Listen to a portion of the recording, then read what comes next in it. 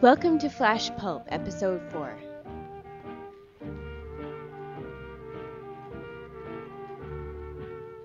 Tonight's story, Mulligan Smith and the Standoff.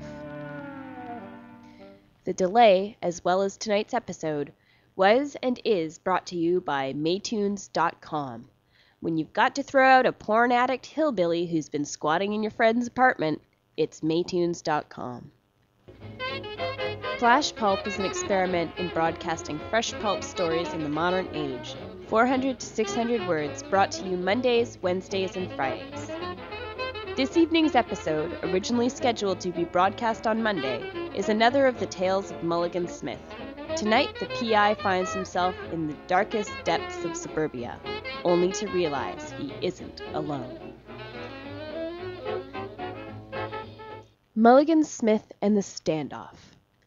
Written by J.R.D. Skinner, art and narration by Opopanax, and audio produced by Jessica May. They both had guns drawn, and Mulligan knew it to be a bad scene. Mulligan maintained a simple rule about firearms, and when the police asked, he always had generally the same thing to say. Never draw first if you can avoid it. Pull out a pistol, and the other guy suddenly feels inadequate, and wants one too. Hell, if he wants it bad enough, maybe he'll try and take yours.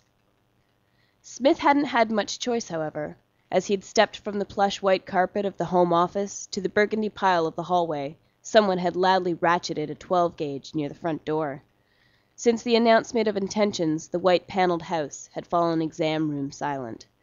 Mulligan knew that his unexpected caller, likely the pepper-haired golfer who owned the home, was probably tiptoeing along the plush, dusty coral living room carpet. The PI was perched in the shadows at the edge of the hallway.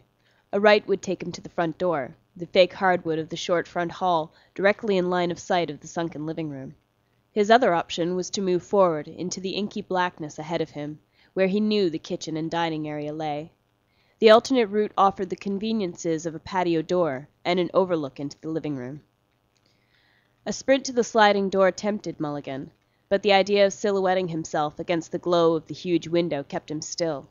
He was beginning to contemplate turning back into one of the alternate doors that branched off from the hallway. Surely there was an overtly white bathroom with a window he might tumble out of, when a vase in the living room swooned, gave a hollow thud to mark the departure from its tabletop home, and made a solid landing on the carpet. Mulligan's mind slid this new information around like a puzzle piece, attempting to fit it into his understanding of the scenario. He forced himself to conjure every bit of memory he could from the cursory glance at the living room he'd had before pressing on deeper into the house. There was a large standing lamp in the far corner of the room, a TV directly to his right, couches to his left, and yes, a heavy pearl lamp with a golden shade that would likely have made that exact thud. Its platform was a stout oak side table, the kind of thing that would be quite handy as a stool if someone wanted to pull themselves up from the living room, over the railing and into the dining area. A large part of the problem with wandering armed around a strange house in the dark is that you don't really have a lot of rights under the law, and Mulligan knew it. If he were to shoot the aging businessman, it would be a murder charge.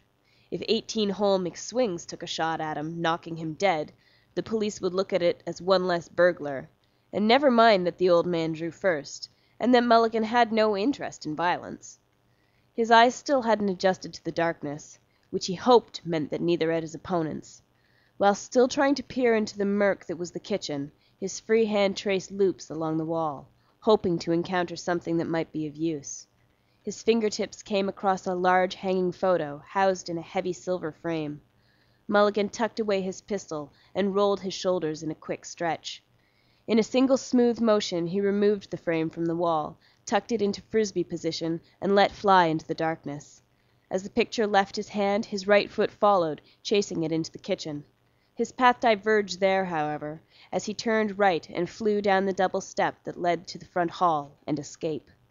Behind him the frame briefly sailed on, catching a glint from the kitchen window to reveal the image of an aging couple, their adult children, and on their laps the third generation, all hanging in a moment in space. Well before Mulligan had reached the door, he heard the shotgun roar, and somewhere underneath, glass shattering. Unable to feel any new gaping wounds in his body, his feet found fresh speed, his hands moved with surety in finding the deadbolt and knob. I shot my family!" chased him through the oak frame and down the cobblestone front path. His goal? A series of hotel receipts, meticulously kept for tax reasons, tucked deep in one of his hoodie's many pockets.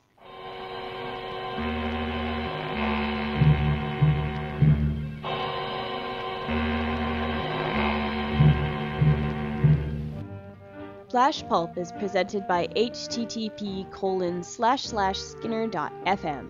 The audio and text formats of Flash Pulp are released under the Canadian Creative Commons Attribution Non-Commercial 2.5 license.